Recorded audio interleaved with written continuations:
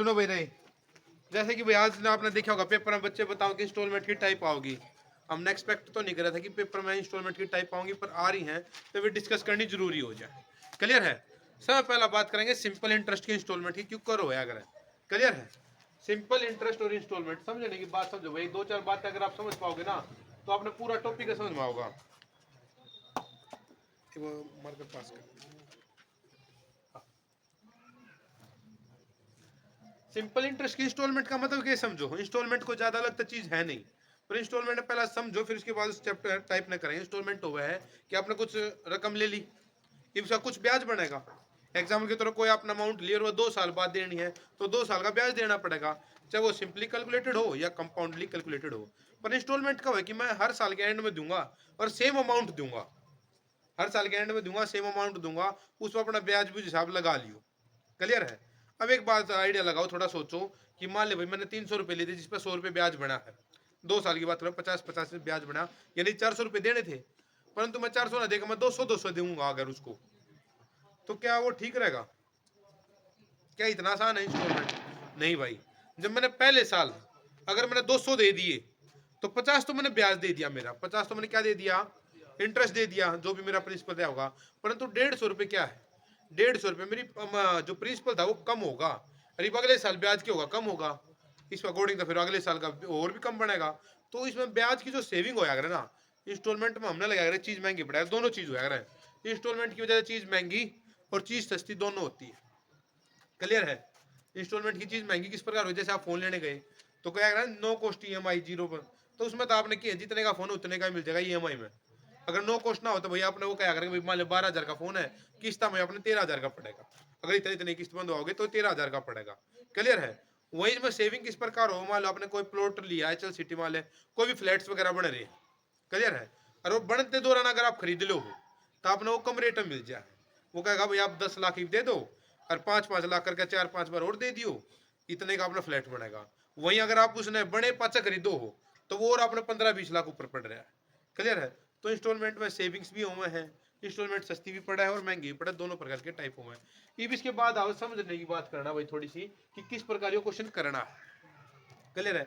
Simple interest किस प्रकार होगा भाई, एग्जाम्पल के तौर पर भाई मैंने कह दिया भाई मैंने क्या 100 रुपये लिए।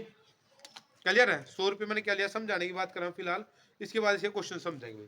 100 रुपये लिए जिस पर 10% में क्या कर रहा हूँ रेट ऑफ इंटरेस्ट है, और मैंने कह दिया भाई 3 इंस्टॉलमेंट देनी है। कितनी इंस्टॉलमेंट देनी है भाई, 3 देनी है।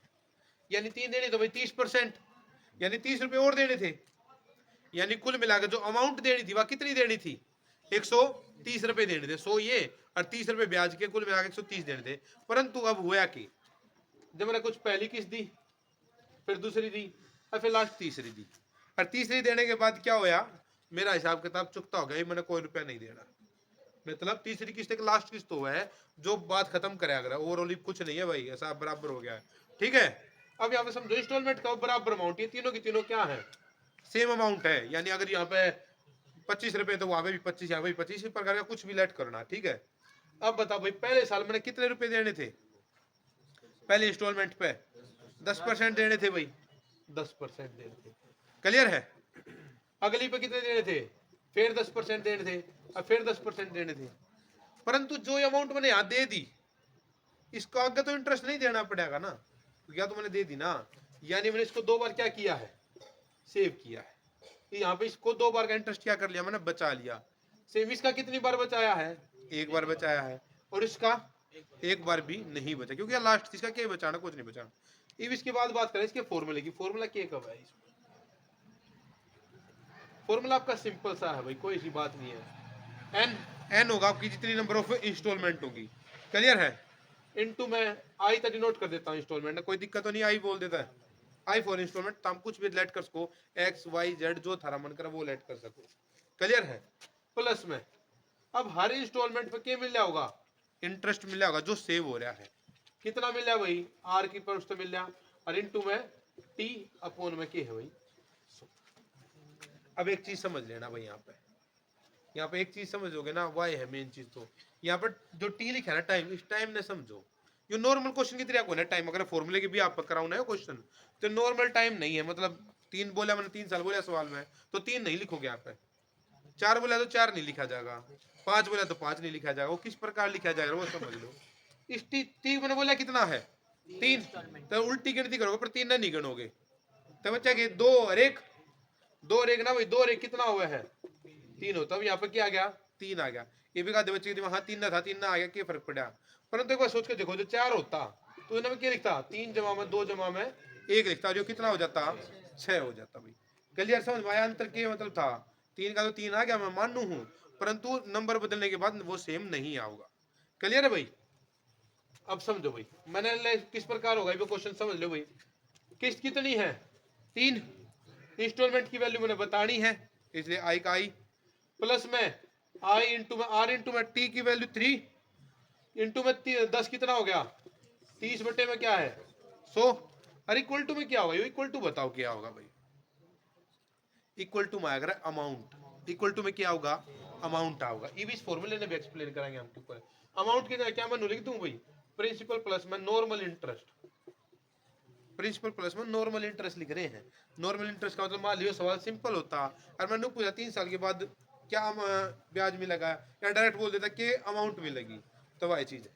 अब यो समझो भाई ये है मेरी के किस्त, तीनों किस्त मिला के जितना रुपया होया वो, और यो जो यो लिखा है ना यो मेरा के है, यह वह चीज है भाई जो हमने सेव कराया, जो बचा लिया, जो रुपया देना ना पड़ा, वो और मिला दूंगा तो टोटल अमाउंट ही तो आओगी। क्लियर है भाई। इन्हें सोल्व कर लो वैसे एक बार करके दिखा देते, कोई दिक्कत पहला बताओ, या तो हमने बताइए थे 130 आओगा, सोल्व कराया था ना वैसे प्रबली हो गया था। तो इसका यहाँ 0 तो 0 काट लो, कितना हो जाएगा 30 प्लस में 3 आई 33 आई, डायरेक्ट सोल्व कर पा रहे हो ना भाई।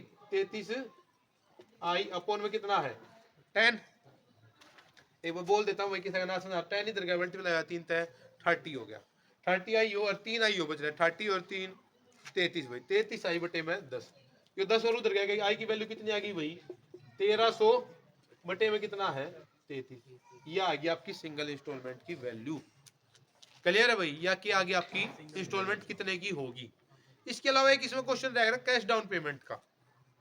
कैश डाउन पेमेंट होवे कि चलो वो समझ लो। कैश डाउन पेमेंट का मतलब कोई चीज 15,000 रुपए की थी, आपने कैश डाउन में पेमेंट कर दी 3,000 रुपए की, ठीक है। तो ये सवाल थारा 15,000 का नहीं है, ये सवाल थारा 12,000 का है। 12,000 का अमाउंट क्या बना है, अर्थ हमने देनी की है, के था हमने बचाया वो है। अब ये चीज समझो एक बार, मैंने हमारा टी कितना आया 3 आया, टी 3 आया ना, इस 3 क्यों समझो, पहला बेसिक जो समझा था ना, उसे पहले इंस्टॉलमेंट ने 2 बार का बचाया, दूसरी में 1 बार का बचाया, वो 3 बार का सेविंग है हर किस्त का। क्लियर है, क्लियर है भाई। एक बार फिर एक एग्जांपल तो फिर तो समझ लिया हाँ, क्लियर है। थोड़ा बढ़िया सा एग्जांपल लेके फिर आगे कंपाउंड का और समझेंगे भाई। समझो एक बार, इस बार मैं कह दूं भाई अमाउंट जो है प्रिंसिपल मेरा जो है वो कुछ अराउंड 1,000 है या 1200 कह लेते हैं। प्रिंसिपल कितना है मेरा 1200, कोई दिक्कत भाई किसे भाई ने। रेट ऑफ इंटरेस्ट कह दी भाई इस बार मैंने कितनी 5% कह दी। क्लियर है। और मैं कहूँ 2 इंस्टॉलमेंट देनी है, कितनी इंस्टॉलमेंट है भाई 2 इंस्टॉलमेंट है। ये यहाँ पे एक चीज और समझ लो, मैं गेला गेला बता देता हूँ, करवाने की नहीं है वैसे, समझ पाओ तो समझने की कोशिश करो एक बार, कि मैंने कही 2 एनुअल इंस्टॉलमेंट या मैं कह दूं 2 सेमी एनुअल इंस्टॉलमेंट, तो यहाँ पर कंफ्यूज होने की जरूरत नहीं है। यहाँ पर चीज का कंफ्यूजन हो रहा है। यो रेट है भाई मेरा 5% पर एनम, जैसे सेमी एनुअली कह देगा ना वो, तो रेट ऑफ इंटरेस्ट आपकी 2.5 हो जाएगी सिंपल इंटरेस्ट के अकॉर्डिंग। क्लियर है। कंपाउंड में तो कंपाउंडली कैलकुलेट हो यार, वो चीज तो थोड़ी अलग है, चल अगर कंफ्यूज होने की बात है नहीं, बड़ा सिंपल सा चैप्टर हुआ है। अब आगे समझो, मैंने कही 2 एनुअल इंस्टॉलमेंट है, रितेश ये मत बोलिए भाई, 2 एनुअली इंस्टॉलमेंट है, किसी एनुअल इंस्टॉलमेंट है भाई एनुअली है।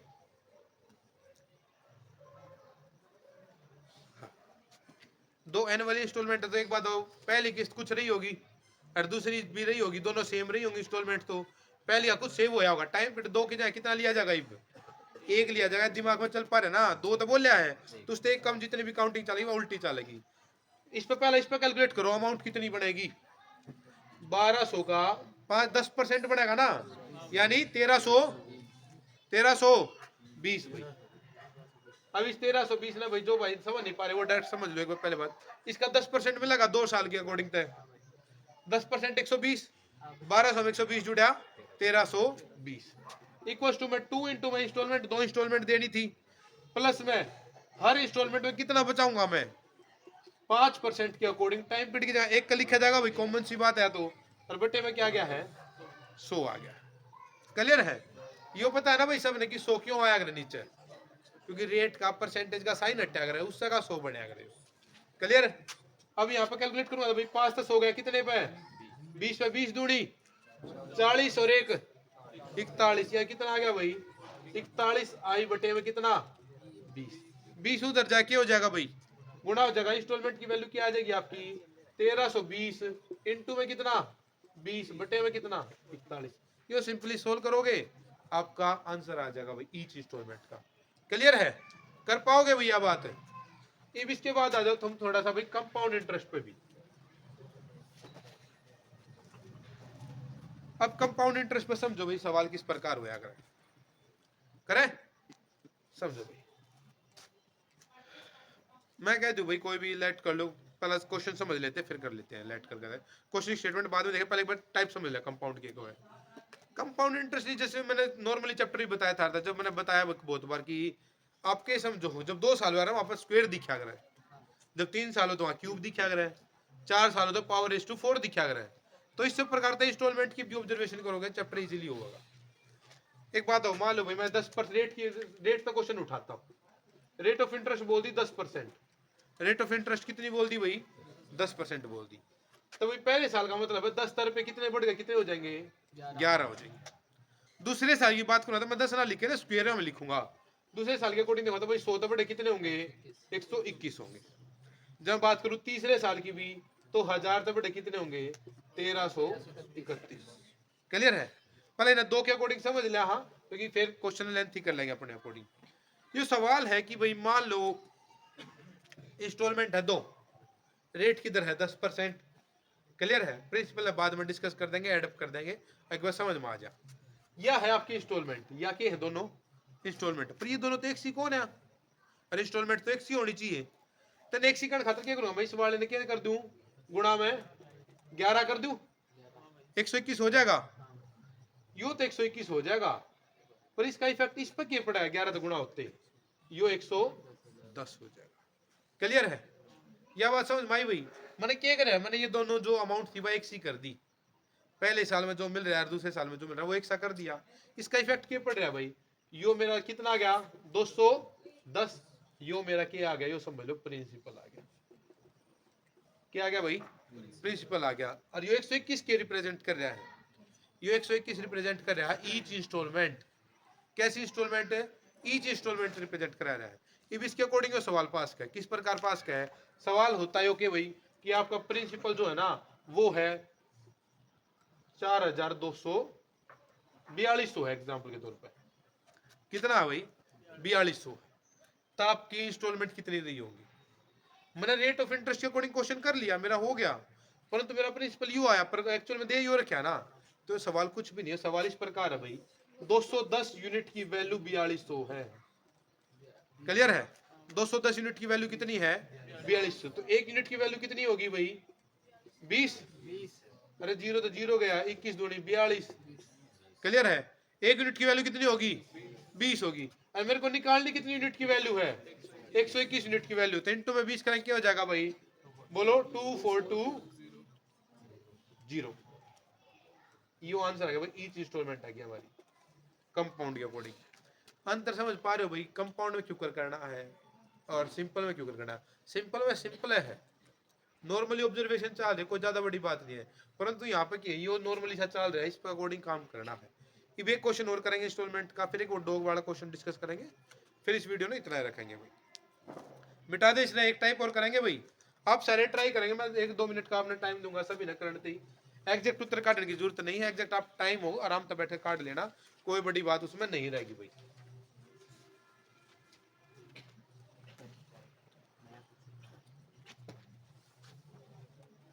रेट ऑफ इंटरेस्ट दे दी भाई 9.09, 2 साल के अकॉर्डिंग करो भाई भी इसने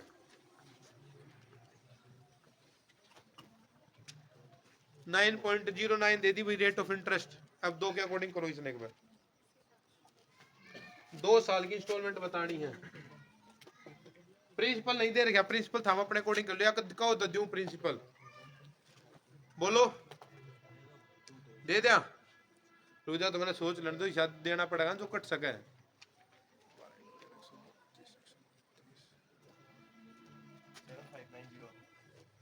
है भाई।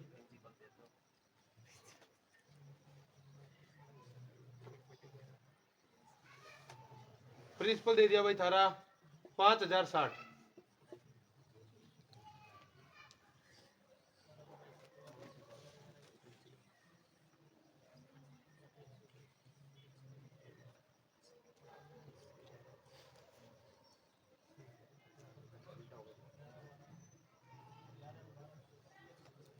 बड़ा ही सोचा है मैंने, तब ये वैल्यू दी है भाई। बहुत बढ़िया भाई, अति उत्तम जवाब भाई, करें भाई। अरे मैंने प्रिंसिपल सोच के ही बनाया, तो इतना आसान ना बनाया होगा, कॉमन सी बात है, किताब तो मैं ले खड़ा नहीं आड़ है, तो इतना सोच कर मैंने प्रिंसिपल तक रख दिया, तो कुछ इजीली सोचा होगा। करें देखो भाई एक बार जल्दी। अब यहाँ पे कंफ्यूजन बच्चे आड़े कंफ्यूजन है, 9%, 9.9 दे देते फिर भी कर लेते, 9.09 दे दिया, होगी कुछ बच्चा कंफ्यूजन सी। परंतु एक बात, 9.09 की फ्रैक्शन वैल्यू कितनी है? 1/11 भाई, बहुत बढ़िया। यानी वो कहो पहले साल में 11 तो बड़े कितनी हो जाएगी अमाउंट है 12, 2 साल बोला दूसरे साल में स्क्वायर लिखा जाएगा, यानी 121 तो बड़े कितनी होगी भाई 144। अब ये दोनों वैल्यू में एक सी करूं पहला तो क्या करूंगा 12 से मल्टीप्लाई, 12 इंटू में 11 132 और 12 इंटू 12 144। अभी ना जोड़ा कितना आ गया भाई देखो बताओ 253। यो मेरा की है 253 मेरा प्रिंसिपल है, यानी 253 यूनिट की वैल्यू आप तो दे दी कितनी 50-60। अब ये इसका कितना गुणा है वो है 20 गुणा तो है 3 का 6 बढ़ रहा है 250 का 500 बढ़ेगा, सीधा क्या आ गया 1 यूनिट की वैल्यू क्या आ गई भाई आपकी 20 आ गई। 1 यूनिट की वैल्यू 20 निकालनी, क्या यूनिट की वैल्यू है 144 यूनिट की वैल्यू निकालनी थी, सीधा 20 गुणा करेंगे कितना आ जाएगा 2880 रुपये ईच इंस्टॉलमेंट। क्लियर है भाई, कर पाओगे अगर इंस्टॉलमेंट आ जाए तो बोलो भाई, कर लोगे ना। इब एक आज के पेपर में जो टनल वाला क्वेश्चन था वो डिस्कस करेंगे भाई।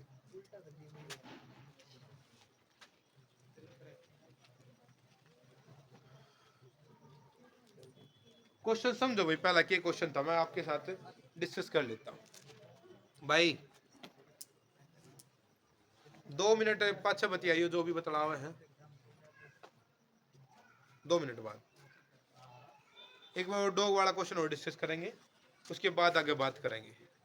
डॉग वाला क्वेश्चन जो आज के पेपर में आया था वो किस प्रकार आया था, वो उसमें क्या था भाई एक टनल है, क्या भाई एक टनल है जिसके बीच में एक कुत्ता बैठा है एम पॉइंट पे, टनल का नाम बोल दिया ए बी, और एक डॉग बैठा है किस भाई एम पॉइंट पर। आज के पेपर में था ये सवाल भाई, डॉग की जगह शायद कैट वर्ड यूज करके था, पता नहीं कैट की जगह डॉग था, कुछ ऐसा ही था, परंतु स्टेटमेंट सेम थी। अब मैं क्या कर भाई टनल के 3/4 हिस्से पे, कितने में भाई 3/4 हिस्से पे, एक सेकंड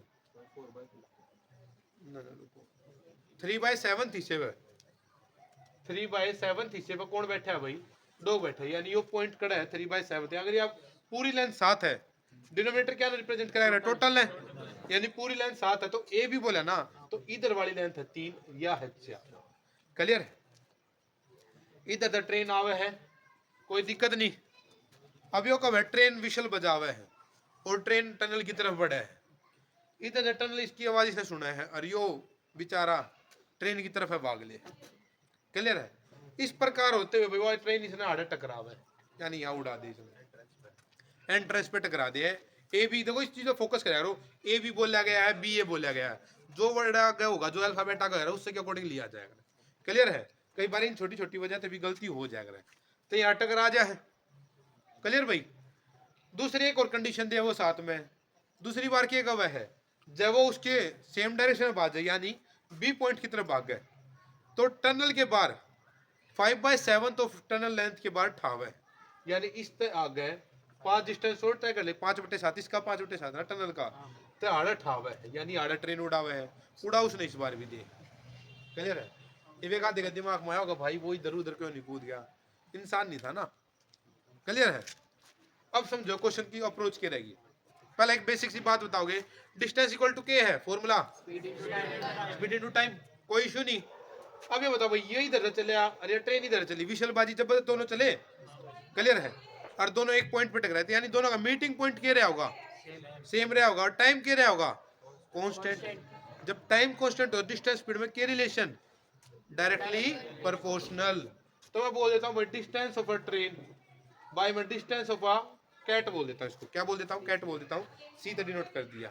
या कुछ रेशो रही होगी, अब यार रेशो देखो यो डिस्टेंस तुम्हारे को नहीं पता, क्या ये पता है डिस्टेंस ट्रेन कितनी दूर थी, मैंने बोल दिया वो डी डिस्टेंस था, जो कितना डिस्टेंस था, डी था, और इसने ट्रेवल करा कितना, 3, बढ़िया बात है। अब यो रेशो किसकी है, speed of a train by में speed of a cat, same ratio होगी कि नहीं होगी, क्यों होगी, क्योंकि टाइम कांस्टेंट था, और जब टाइम कांस्टेंट तो डिस्टेंस स्पीड की रेशो बराबर रहेगी। अब इन्हें याद करने का तरीका इस तरह देख सको भाई, एक बता देता हूँ, स्पीड इनटू में टाइम, d1 इक्वल्स टू में स्पीड इनटू में टाइम। अब जब टाइम कांस्टेंट तो यो लिखना है नहीं, कोई फायदा नहीं इसका लिखने का, इक्वल टू का निशान बीच,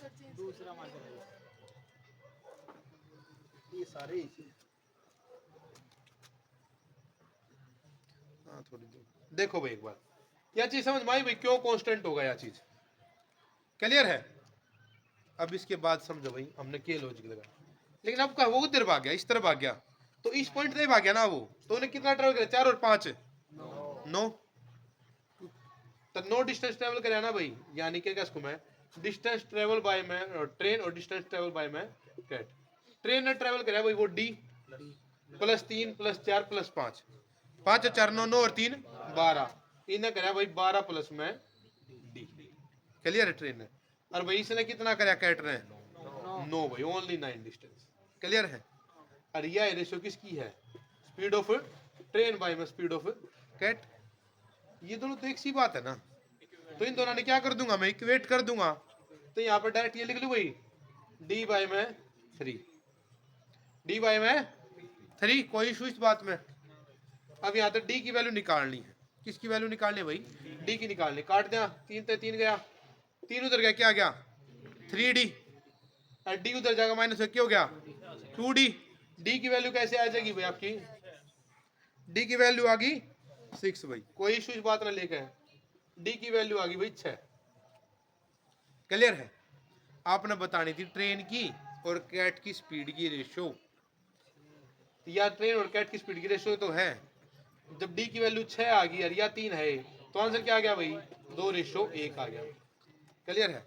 यो था भाई आज के पेपर का क्वेश्चन था, कुछ ऐसा ही था, स्टेटमेंट थोड़ी बहुत 19-20 इधर उधर होगी, कोई दो राय नहीं है, परंतु कॉन्सेप्ट यो था, क्लियर है? कर पाओगे ना भाई सारे? चलो भाई बहुत बढ़िया।